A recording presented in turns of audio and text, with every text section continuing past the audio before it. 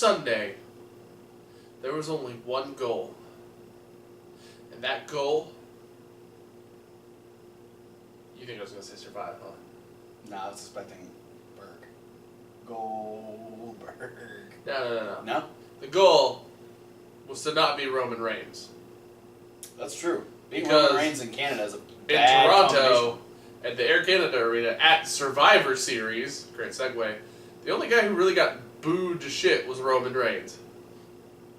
Yeah. Just saying. Roman Reigns. Yeah. Just goes to reaffirm my thoughts about the man. Those being? Boo. Oh, okay. So yeah, if you checked out our NXT Takeover review, you know that we're tied 3-3 going into Survivor Series, and this is Who figured that would have happened? Yeah, I know. We were so against each other at Takeover. Just about every pass there. Yeah, just how we tied at 3. Don't know how we did it. Actually possible. In all seriousness, Survivor Series is the only time that we actually disagreed. We had 3 matches in particular that we disagreed on. They added 2 matches, which were both on the pre-show. Yeah, which we did not add into our wager. No. But if we did, we would still be tied at the end of the pre-show because you guessed what I guess I went the opposite way that you did. Yeah. Is that we had the Cruiserweight 6-man tag match, Tony Nese, Drew Gulak, and Arya Daivari versus Rich Swann, TJ Perkins, and Noam Dar. Yeah, this was more hype for 205 Live, which debuts next Tuesday after Smackdown. Yeah, I picked Nese, Gulak, and Daivari to win because please let Drew Gulak win.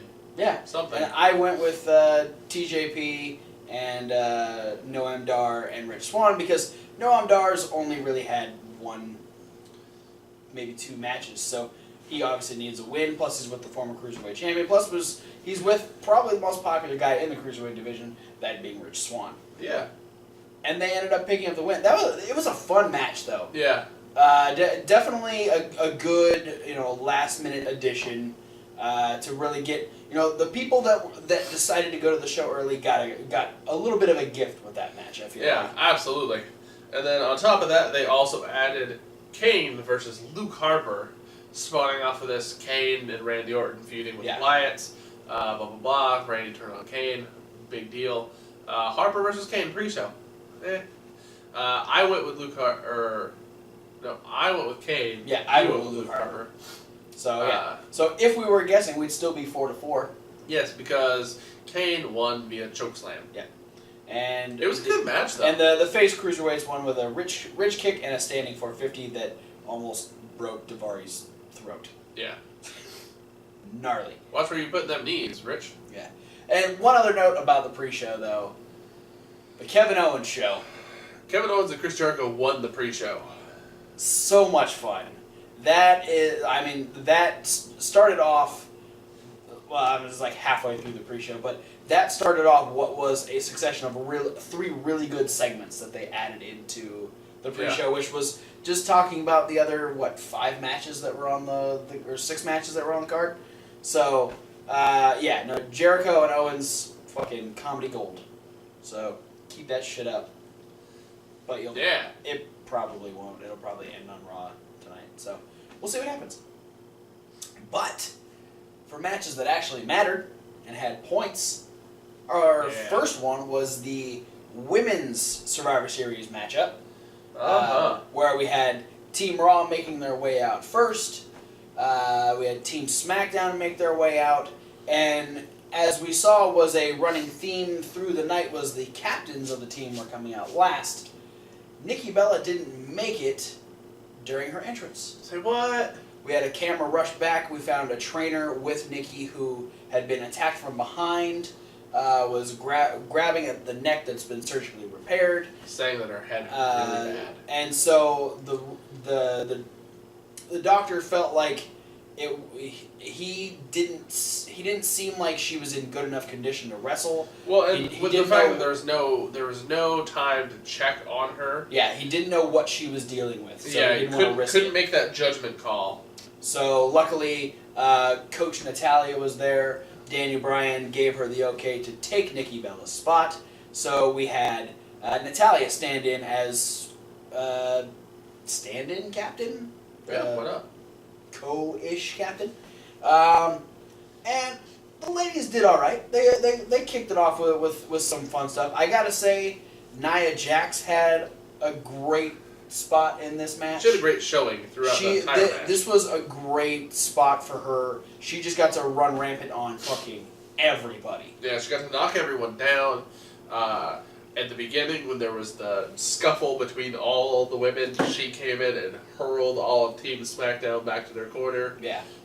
Yeah, it was a good... It was the best showing she's had since she's been on Raw. Yeah, and she even got to double suplex Becky and Alexa. yeah. Yeah. Which Alexa. There you go. By the way. So we'll go through the list of eliminations here. Carmella was the first eliminated by a scissor kick from Alicia Fox. Or as I called it, the scissor whiff. Yeah. It was alright. Fox was pretty much immediately afterwards eliminated by Twisted Bliss from Alexa Bliss. Naomi got taken out on the outside and was counted out. Yeah. Nia Jax threw her into the post and then into the ground. Yeah.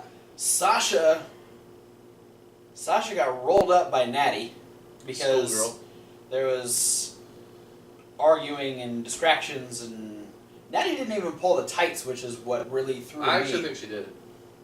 She had her other hand was on the ground. Oh. So that was the most surprising part of that, is that Sasha lost to a roll up that wasn't even like cheating at all. So yeah. Go figure. Natty was then eliminated by a boot from Charlotte. Nia Jax, after the suplex and actually having to like fight off Alexa and Becky at the same time, ended up wound up in the disarmor and tapped out to Becky Lynch. Alexa was also eliminated after a boot from Charlotte, and at the end... Charlotte put them long legs to use. Yeah. And at the end, Becky was the last one eliminated by a belly to Bayley from Bayley. And then apparently Charlotte didn't like the fact that she wasn't the only survivor, or it's just she doesn't like Bayley. I think it's that one. She beat the shit out of Bayley after the match was over. Yeah. And left... way to celebrate being the sole survivor. Yeah. You guys won, you guys like actually worked together, and you just decided to beat up Bayley? Like, who does that? Assholes do that. Yeah. Charlotte, you're an asshole. BZs. BZCs. So that was a point for both of us. We both went with Team Raw for the win on that one. We did. We had, up next, we had the Intercontinental Championship match. Yeah. The Miz looking to keep the Intercontinental title on SmackDown, while Sami Zayn was looking to change homes and take it to Raw. Yeah. This was... It was a good match. It was a good match. Sami Zayn plays such a good sympathetic babyface. He's... Man, his selling is phenomenal. And it didn't discourage from the fact that they were in Canada. Yeah. Which is the home country. Yeah, as soon as Miz's music hit, he got booed, and then there was just Olay chants as it died down. Almost as much as Roman Reigns got booed later in the show. Yeah. No, Roman Reigns actually got booed more than Miz did. Yeah. That's rough. That's sad saying something because Roman Reigns was teaming with 2 Canadians. Yeah. That's bad.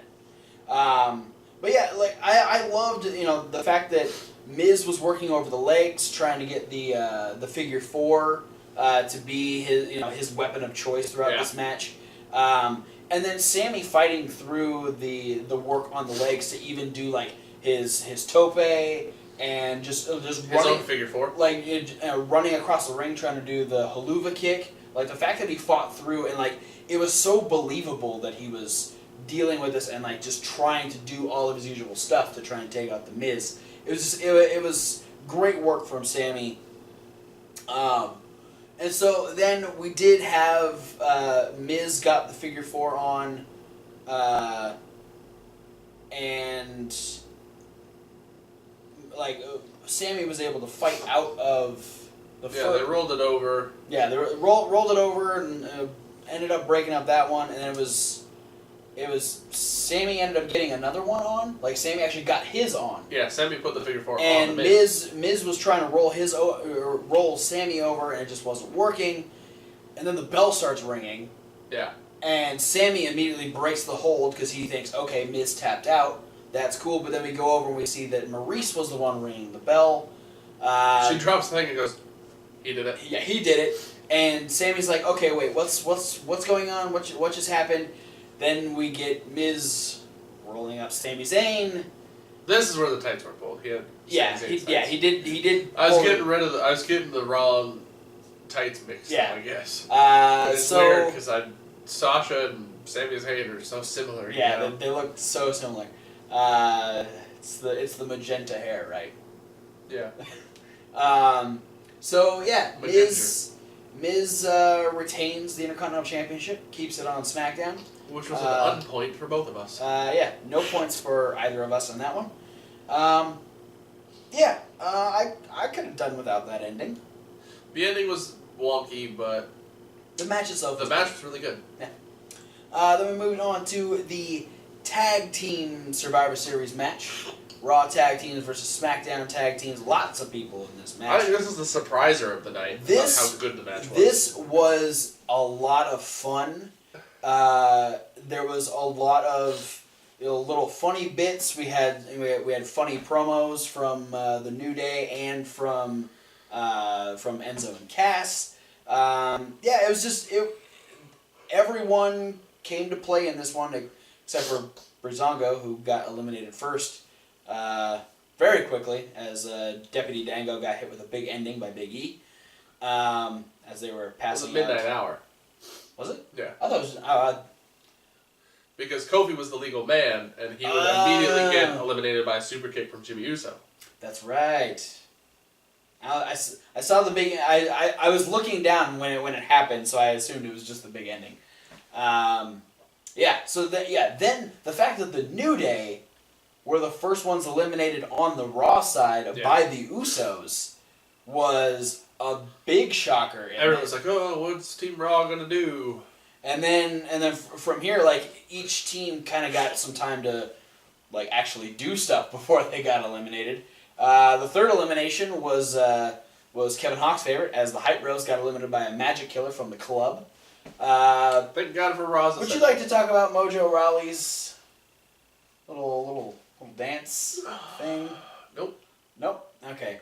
I think the most disappointing part is that the whole everyone on SmackDown just kind of looked at him like, "What are you doing?" Like even Zack Ryder, who's holding, I can't remember who he was holding in the corner, but he's like, "What are you doing? No, what are you doing?" And then he said, "Duck," and everybody ducked. And then he clapped the ears. I think it was Anderson. Kind of lame. Doesn't matter who it was. The Shining Stars got eliminated. There's a reason why he should be fired. Shining Stars got eliminated by an Avalanche Bulldog from American Alpha. That was fun to watch. American Alpha was then eliminated by a Magic Killer from the club. At this point, right after the Shining Stars got eliminated, shit went down. All the teams started brawling. We had 92 dives. Which American Alpha were fucking determined to dive. Yeah, because they tried, and then Sheamus broke it up, and then Jason Jordan said, "Fuck you," and he threw Sheamus. Yeah. And then Giant Belly to Belly suplex, and then Chad Gable's like, "Yeah, I'm gonna do it anyways." Woo! Yeah, got to do his fucking cannonball and take out pretty much everyone on the outside. Yeah. It was that was a fun spot watching everyone just fucking go ape shit on everybody else. Jason Jordan was about to go for a dive of his own. He got cut off by Gallows, which led into the Magic Killer that took out American Alpha. Yeah. And then after that, the club got a little big for its britches and ended up getting a gore on Gallows, I believe. Yes. Being eliminated by the SmackDown Tag Team Champions. Well, that one was even an accident. Because that was Gallows went off the ropes and knocked Enzo down. Oh, yeah. That caused a distraction. Yeah. Which allowed Slater to Slater tagged in Rhino. Rhino hit the gore. The club gets eliminated. Slater and Rhino, though, were eliminated by Enzo. Then Enzo and Cass were eliminated. Excuse me. Yeah, he's dealing with some stuff. I'm dying. No, you're not. I feel like You it. feel like it. I feel like my left eye's about to pop out of my head. Let's not do that. That'll probably get us really good ratings, but let's not do that. Banned from YouTube. Enzo and Cass were eliminated by the Usos, a Superfly splash. So we went down to the end where we have Usos on one side, Sheamus and Cesaro on the other, and these two teams just fucking went to town. Like, yeah, I did not expect the end of this match to go as long and as good as it did, because nor have it be either of these two teams against each other. I kind of expected that they might do Sheamus and Cesaro on Raw, because they've been having them kind of a spotlighted team recently. Against the Usos, though, I think that's what surprised me, is that the Usos lasted as long as they did. Yeah, the big thing with this one, though, was like, at the end, for like the last 4 teams to be eliminated, it was really rapid fire. It was like pow, pow, pow, pow. Yeah. And then these 2 teams at the very end got to go for like another 5-6 minutes. Yeah, and it was really good stuff. It was so good that you actually admit that Sheamus is off of your shit list. Yeah, Sheamus has moved to a lower position in the list of people I don't like. Though this is in conjunction with something that happens in the next match. In a little bit. But yeah, no, Sheamus and Cesaro, they make a great team, but I still don't want it to be a thing. Yeah, after the match, Mick Foley and Stephanie decide that they're going to reward the win, which went to Cesaro and Sheamus. Yeah, with Jay was in the sharpshooter getting ready to tap out. Jimmy tried to break it up, but got a bro kick instead. And so the submission victory went to Team Raw, therefore giving Kevin Hawk another point.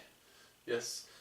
So then Mick Foley and Stephanie McMahon decide to reward Cesaro and Sheamus for being the sole survivors. Tomorrow night on Raw, or tonight on Raw while you're watching this, Cesaro and Sheamus will get a tag team title shot against the New Day. They're probably going to win. The Nudies. I'm so scared. I'm kind of hoping not, just because the fact that the New Day got taken out so early. That they'll let the New Day do some stuff on Raw to make up for the fact that they weren't in the match. Yeah. We'll see. I don't know. Cruiserweight. Raw booking is rough. Yeah, cruiserweights. Kalisto and Brian Kendrick. Talk about an exciting match. Talk about, let's take a bajillion hard-looking bumps. That Spanish fly, man. Oh, Kalisto doing the Spanish fly to Brian Kendrick off the apron to the goddamn floor. That was rough. That made a gross noise. Yeah. And then Brian Kendrick's like, well, you decided to flip me really rough, so I'm just going to give you this reverse headlock takeover and slam you on the mat on the inside and then from off the top rope. And then choke you. Yeah. Which there were so many times I thought Kalisto was just like, I thought he was going to start turning purple. Well, there was a lot of times where I thought Kalisto was going to lose his mask. Yeah, Brian Kendrick kept going for the mask. That was the thing. It was like when he had Kalisto in the captain's hook, he was pulling, and Kalisto kept having grab the mask and readjust it. Yeah. Because the mask was shifting, and you could always see the eye holes starting to cover up Kalisto's eyes. Yeah, and I liked that earlier in the match we had Kalisto reversed the sliced bread, and then immediately Kendrick reversed and got out of the Selena del Sol. So it was just back rolling off of each other's shoulders, which was really cool. And yeah, it was a very exciting match. I would love to see more between these two. Yeah. This was and if the Cruiserweight division were to go to Smackdown, that's what we could have seen, but we didn't. You want to explain the real reason why Sheamus is off your shit list? Yeah, the real reason is because Baron Corbin has dug himself a hole. And I'm going to fill it with shit on top of him. Because he came out and he hit Brian Kendrick from behind and then caught a springboard from Kalisto and turned it into the end of days.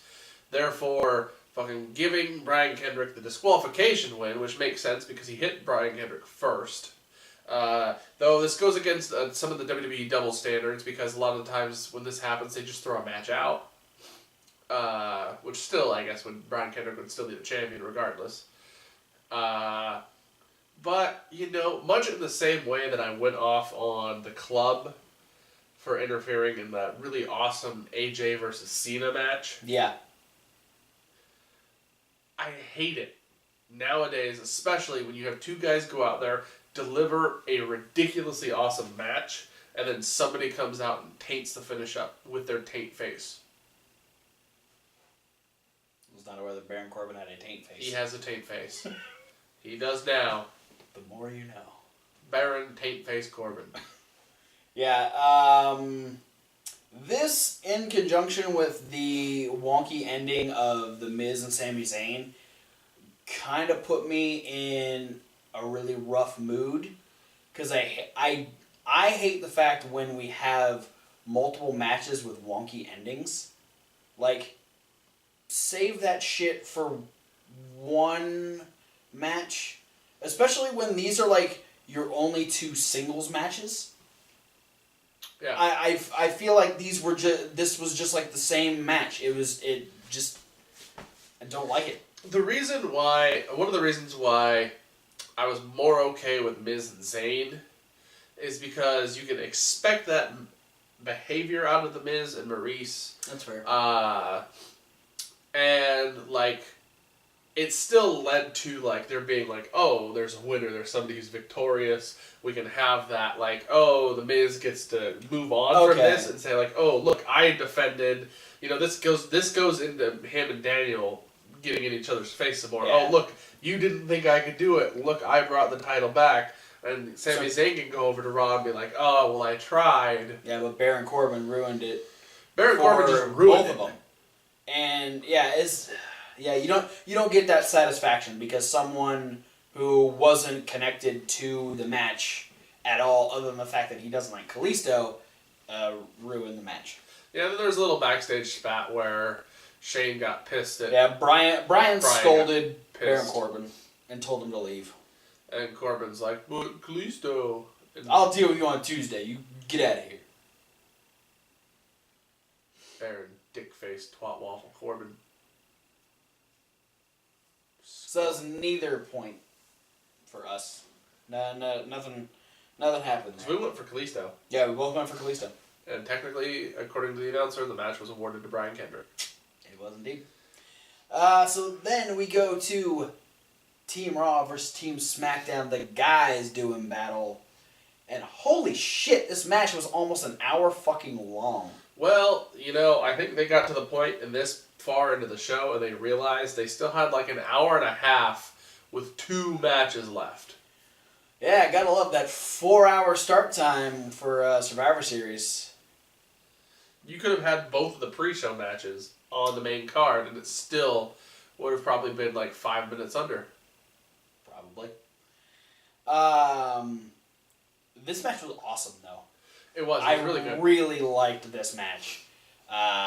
This and the tag team. I think this and the tag team Survivor Series matches were probably my favorite on the card. Yeah, this one had, I think, the best progression of events. Yeah. And again, much like the last 2 weeks of Monday Night Raw have been, was a great standout moment for Braun Strowman. Yeah, no, Braun Strowman is fucking killing it, man. We weren't sure how he was going to fare being out of the Wyatt family, and he has progressively gotten better, and it's actually kind of fun to watch. Yeah. I appreciate what he's doing. Yeah, surprisingly enough, Braun Strowman gets the first elimination. Yeah. By eliminating Dean Ambrose. SmackDown Championship #1 contender. Yeah. And that it was hard to pick who you thought was going to go out first in this match, especially considering who else in it. But Dean Ambrose was definitely a shock. Yeah. I think for you were shocked that it wasn't Shane. Well, for me, and I jokingly posted on the Facebook, like, holy crap, Shane's not the first guy out. Yeah. When in reality, if you remember the prediction show, I said I thought Strowman was going to be the first guy out. True. Because I thought they were going to replicate the Survivor Series with the WWE versus WCW/ECW. Mm-hmm. And the progression of events is Shane eliminated Big Show, and then they eliminated Shane right afterwards. So I thought Shane was going to eliminate Braun Strowman, and then somebody was going to eliminate Shane right afterwards. Yeah. Was not the case. Yeah, and the fact that the Ambrose elimination didn't happen until 20 minutes in. Yeah.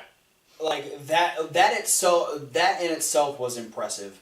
And so Dean's gone, so SmackDown's down a guy. Then we just get the decimation of Shane McMahon for part 1.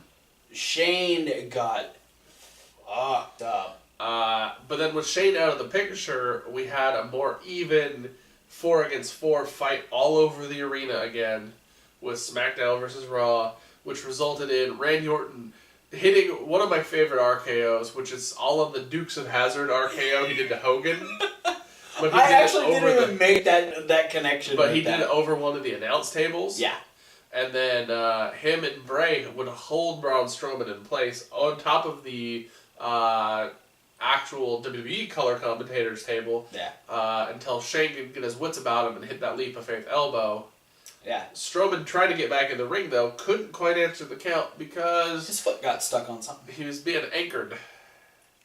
Yeah. By all 168 pounds of chinlessness. I'm not. Apparently, he wasn't a power lifter with his legs.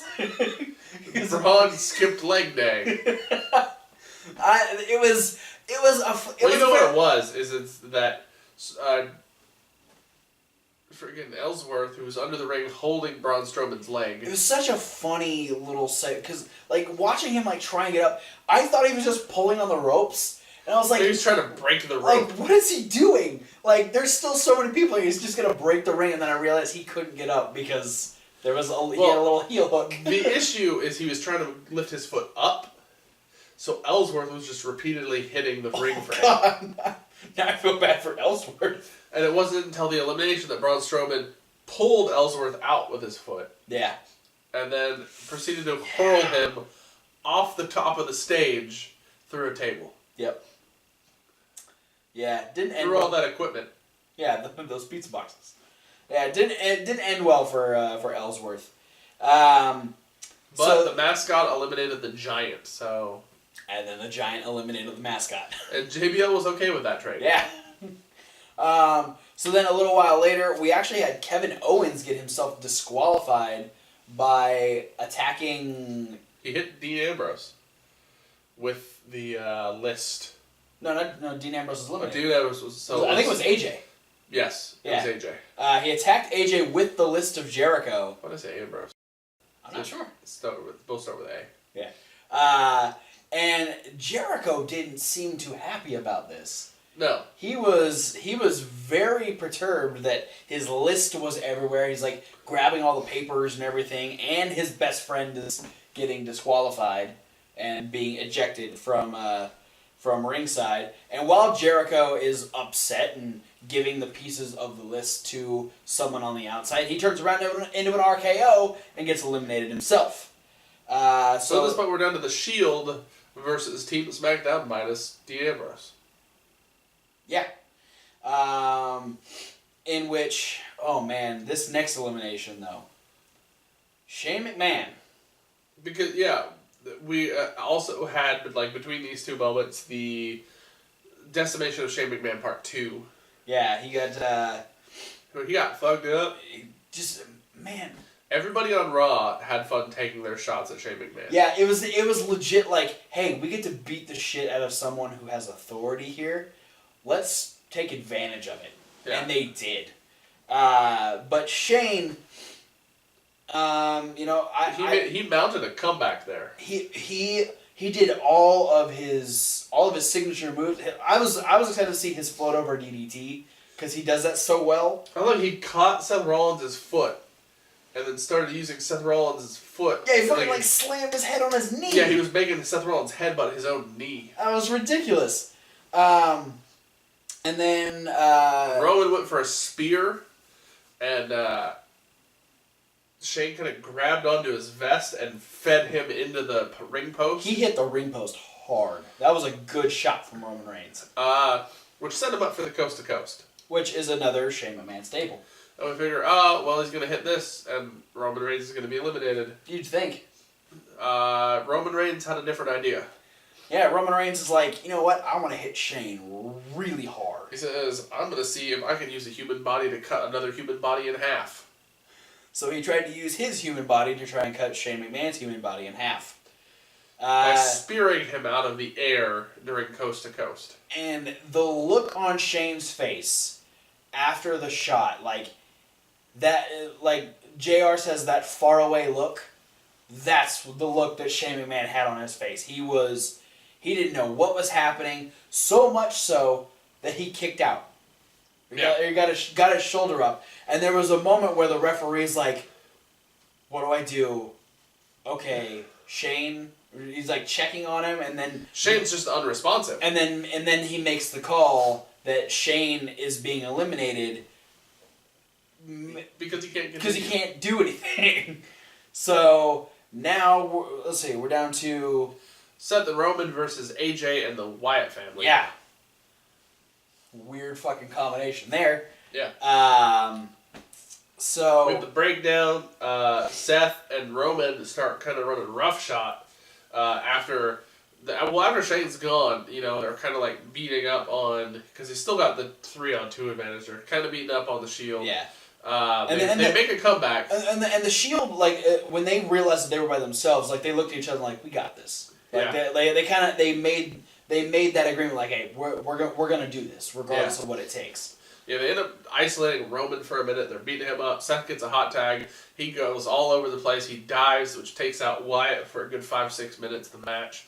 They knock Orton down because he tries to give the DDT to the outside to Seth, and Roman beats him up.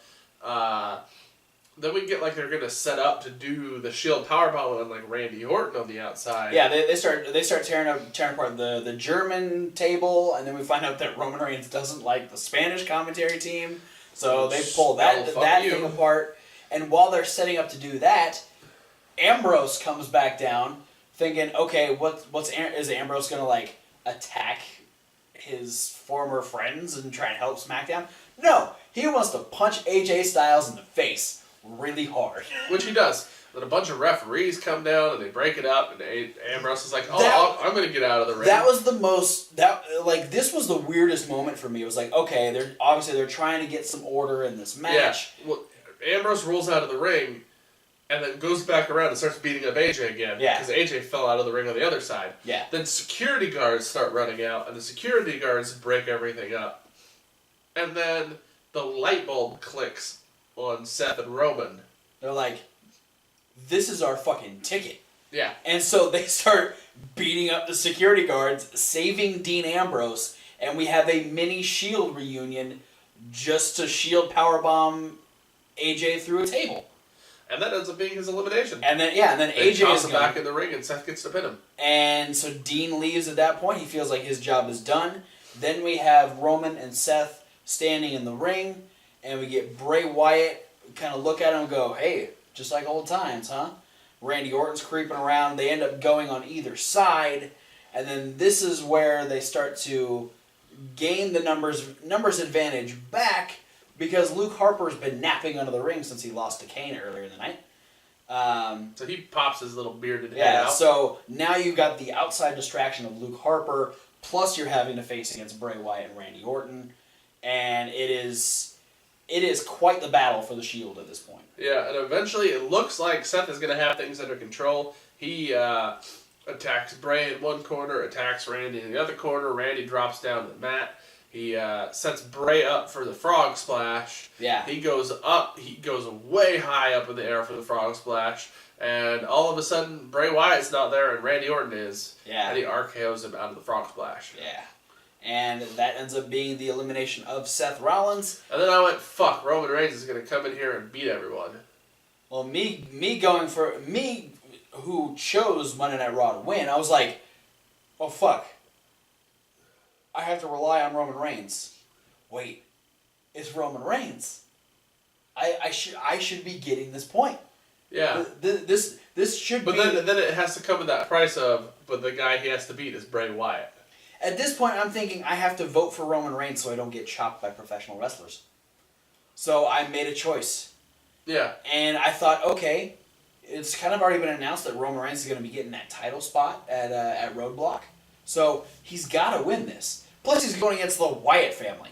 Like, when does Bray Wyatt ever get Bray Wyatt never wins on a pay-per-view, let alone beating someone like Roman Reigns until Survivor Series. Because Roman Reigns, in typical Roman Reigns fashion, ends up getting Luke Harper out of the equation. And then he Superman punches Bray Wyatt. Sends up for a spear. And Randy Orton actually puts himself in harm's way, takes the spear, which gives Bray Wyatt the opportunity to hit a super sloppy Sister Abigail and pin Roman Reigns. Making this the second time Randy Orton has won a Raw vs. SmackDown Survivor Series match. And the second time that you've won a wager where I have to get chopped. Oh, that's true. Does this put you, as far as Survivor Series, this puts you up 2-1? Yeah.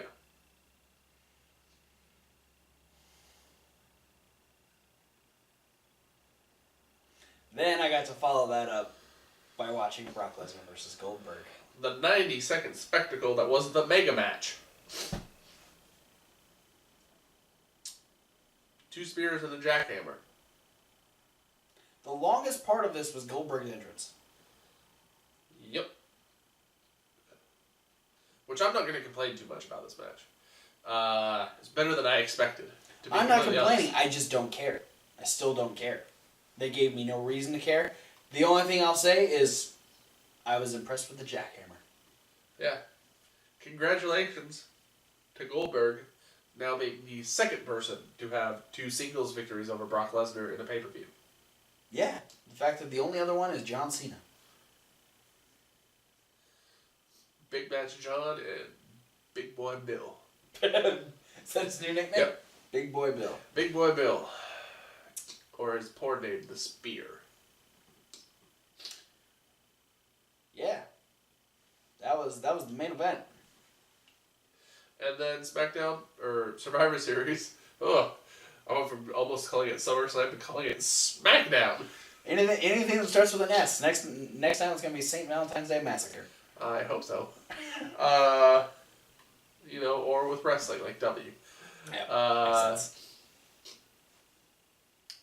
Survivor Series went off the air about a half hour early because we needed that necessary 4 hours of Survivor Series that just turned into 3.5. Now, I'm gonna say that we talked about extending the time for NXT because Takeover got that extra 24 minutes, which was all Shinsuke versus Joe. Yeah. And I think if you have that limit and you go over, people feel like they got more. We got gypped. We got an extra hour added, and the show and a ended half hour less. Yeah. That's... You could have just...